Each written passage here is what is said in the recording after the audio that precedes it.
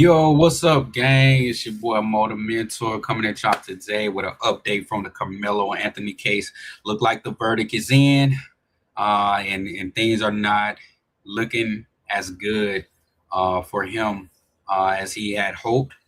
But my condolences go out to the Metcalf family. This has been a very interesting situation, and we just want to break it down and talk about some of the reactions from the people, how they're reacting to the scenario on both sides, the good and the bad.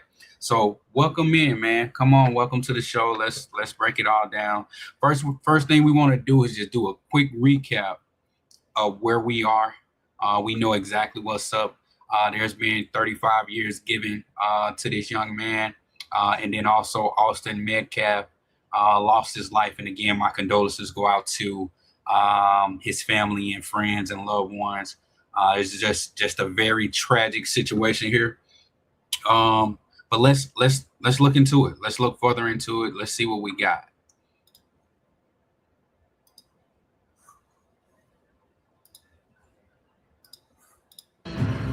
We're following breaking news out of Texas and the murder trial of a Texas teen. 19-year-old Karmelo Anthony has been found guilty of murder in the death of 17-year-old Austin Metcalf. Metcalf was fatally stabbed at a high school track meet, as you may recall, last year. NBC's Ryan Chandler is outside the courthouse in McKinney, Texas. We're also joined by NBC News legal analyst Misty Maris. Ryan, I'll go to you. The jury deliberated for less than 3 hours. Walk us through this verdict. What was the reaction inside and outside the courtroom? Well, I'll tell you, as soon as news of the guilty verdict reached the crowd that has been growing here since Thursday, tensions boiled over. We heard visceral tears and angry confrontations break out in this crowd, the police presence seeming to triple here as they try to keep the peace. Since Thursday, there have been supporters of both the Metcalf and the Anthony families here. Now the Anthony family is protesting, as they have since the beginning, raising concerns for a fair trial, but certainly a lot of bitter comfort for the Metcalf family. Our eyes inside the courtroom said that there were tears bursting out as soon as the verdict was read out from both sides. No reaction visible from Karmelo Anthony as he embraced his lawyer. We are now still awaiting some major news from inside the courtroom as well. They will now move on to the sentencing phase. Anthony found guilty of first-degree murder, but not capital murder. So he is not eligible for life without parole. His maximum sentence, 99 years potentially. Misty, let me turn to you. 4 days of testimony, less than 3 hours of deliberations. Are you at all surprised at how quickly this all happened? I was, Kate, because this is a complicated case. Even though you had, 4 days of testimony, you had a lot of witnesses, you had a video, but the video wasn't necessarily dispositive, could not see it. So the jury had a lot to go through. You also... Hold on, let's talk about that. So it's a lot of controversy going out right now. Based off of what she just said, the video was blurry, but then there's several witnesses who actually requested to watch the video. One witness gave an account to say they had two videos, one that was 11 minutes and the other one was, I think, 3 minutes or 4 minutes or something like that. And she said that she chose to look at the 11-minute video. And based off of their testimonies, they were giving a completely different story about the actual blurriness or understanding of the video. So the blurriness in their eyes, they're trying to say that it wasn't enough evidence to make a decision. It's kind of like when you're doing the replay of a sports game. They're going to say it's inconclusive. There's not enough evidence to make a valid decision because of the blurriness in this situation right here. But according to other witnesses who have watched the footage, they said it's very clear exactly what happened. They gave a very descriptive breakdown on what they saw in the video. And it was just very alarming to say, whoa, what is going on here? I'm just trying to dig into the facts and the details to figure out exactly what's really going on. And is there something that is telling on the video? is that the reason why it's not being released, or what's the deal? But I don't know. If they said that it's inconclusive, I guess it's inconclusive. So, but you know, this is what I'm hearing, and I'll get to that in a little bit. I'll break that down and show you those people who were saying these things. But let's get back to what she was saying. Had murder for them to determine whether or not there was a conviction on murder, which there was, manslaughter and the self-defense element of it. So this was a very, very quick verdict. Karmelo Anthony did not testify in. Oh yeah, I mean, she brought up another great point. That was definitely a quick verdict. Honestly, in my lifetime, I'm 44 years old. I've never seen a verdict that fast. It was just very interesting. But again, these are just the facts and the details. I'm not really taking any sides here. I think it's a very unfortunate situation on both sides. Two young men lost their lives, and loved ones and family members lost two great young men. And I must say that Austin Metcalf had a 4.0 GPA, and he was a promising, I want to say 2-star or 3-star athlete. And then you had Karmelo Anthony, who was also a 4-point GPA, and I want to say he was a I don't know if I'm getting these stars right, but he was a lower tier athlete. I want to say a 1-star athlete, and Austin was maybe like a 4-star athlete. Let me get those tiers right. So Karmelo, 1-star athlete, and you have Austin, who's about a 3 or 4-star athlete. But here we go. Let's go. His own defense. What kind of an impact do you think that might have had on this jury? Well, we can see from the jury's determination of a guilty verdict on murder that they dismissed the self-defense as an argument, that they did not find that he acted in self-defense. Which is what his lawyers were. Which is what his lawyers were looking for. And self-defense requires somebody to concede that they committed the act, but with legal justification. And that standard is that the individual, in this case, Karmelo Anthony, perceived a risk that was deadly, and that perception was reasonable. So that's the legal standard.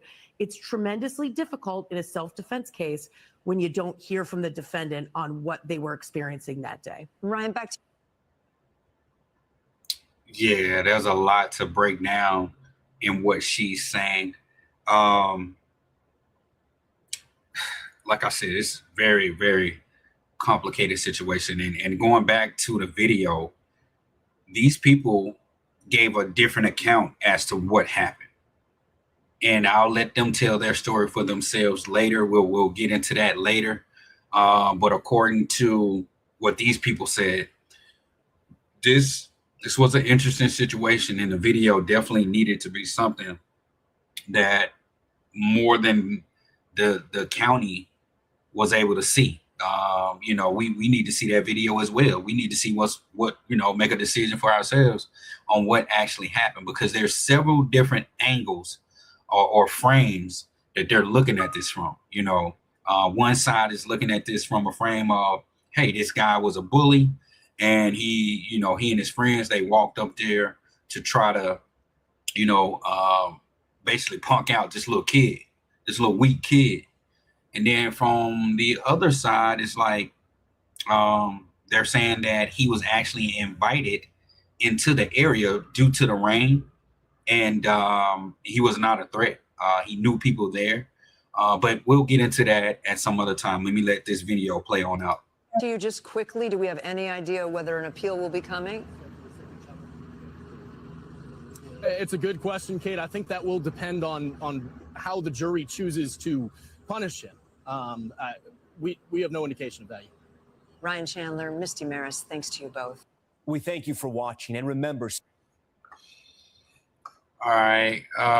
Yeah, man. So that's it. Karmelo Anthony verdict has been reached. 35 years given. It's hard to say what's what, because I mean, if you put yourself in either one of those parents' situation, you just want justice. You just want justice. The sad part is, on the front end you want justice, and on the back end you want justice. And so when you break this all down, it's just a lot of questions that still needed to be answered. And there's still a lot of questions that need to be answered. This was a very precedented situation. It moved very quickly. It almost seemed like it was rehearsed. I'll be honest with you. It seemed very rehearsed. And it's just so unfortunate that this young man couldn't have a fair trial in the sense of the public. Now, I can't speak on the actual, if he had a fair trial or not. I don't know. I hadn't really broke it down that deep yet. Even though there were no juries of his peers, there were no black jurors on deck. So it was a lot of things that were questionable. But this goes back to his defense team and what were they really doing? What did y'all do? Like, y'all didn't do shit. I could have did that shit. Like, I'm not an attorney, but I could have went in there and I could have raised enough hell with these people. Like maybe you're not from here. You know what I'm saying? Like, you got to be careful when you picking certain people because they don't know all the nuances of this country. I would have raised enough hell just as a regular person where it's like, no, this whole process finna stop and it's finna be evaluated until you can tell me what the fuck going on. Because it was so critical to understand that jury. And you see the setup. We get these people out of the way because we've already rehearsed this and we're going to push this through. We didn't even know that they were going to do the sentencing the same day they found him guilty. Normally, this shit is a month later, 6 months later, damn near a year later. You be like, what the fuck? When you going to sentence this dude? Especially in a murder case. It's like, this can go long drawn out. You know what I'm saying? For a couple of months. And they did this shit in less than 3 fucking hours. That shit was amazing. I can't lie. It was amazing. I'm like, what the fuck? And it was also scary at the same time because this goes back to the front end of things. You want justice and you can't get justice because a motherfucker trying to manipulate the system to their fucking advantage. And so it's a lot of little comments out there with people saying this and that, but you're not even from America. You don't know nothing about what's been going on here. You don't know nothing. You just looking at the front lines of the media and you think you know something, but you don't. Now, I'm not saying in regards to this Karmelo situation. I'm just saying overall in America, we know this country more than anybody. So when it comes down to situations where you're going to make a final decision and sentencing the same day with the same juror, it seems like there should have been some type of awareness or something to say, hey, if you're going to take these 3 pieces off the board, hold up, slow down. We need to talk. We need to talk right here because we don't know what the hell y'all trying to conjure up. Even though, hey, a man has to be charged for the crime for sure. I ain't taking that off the board at all. But I'm just saying he has to be charged fairly in regards to what the scenario is. And we saw during the trial that the scenario just, it was a little choppy.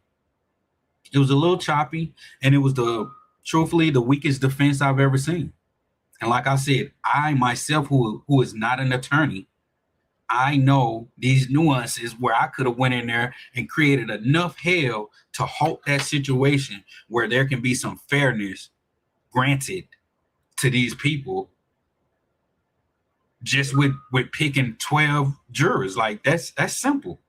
It's like, okay, hold up. If you're going to make these changes, hold up. Like, why the hell am I paying you $100,000 or whatever your retainer is? Why am I paying you this if you can't understand the nuances of what you're doing?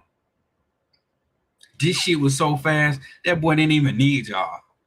We need to look y'all ass up, man, and just say, hey, man, I don't know about these. And honestly, I heard somebody else has this attorney as well.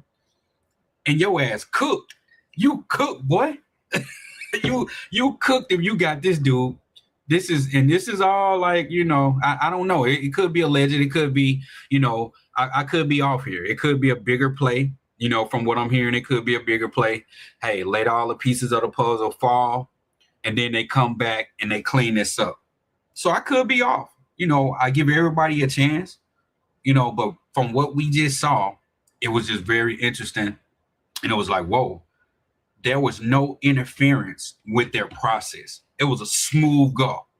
Like I said, it was very impressive. It was smooth as hell. And if I was to try to get somebody locked up or, you know, for killing my son, that's exactly how I wanted that shit to go. Just like that. Smooth as fuck. We don't need nobody arguing on a motherfucking jury. We boop, boop, boop, boop, boop. Let's get this shit out the way. Send his ass on up the river. That's exactly how I feel. Like, yeah. But what would you do if you was on the other end? Would you want us to slow it down so you can see exactly who they're putting in and why they're taking these people out? You know what I'm saying? So it's like, it's a lot of things that you have to take account for. And this is the reason why you hire representation, so they can slow the process down and protect you on every single angle. But, you know, it is what it is. Young man has to be accountable for his actions on both sides. There was accountability on both sides.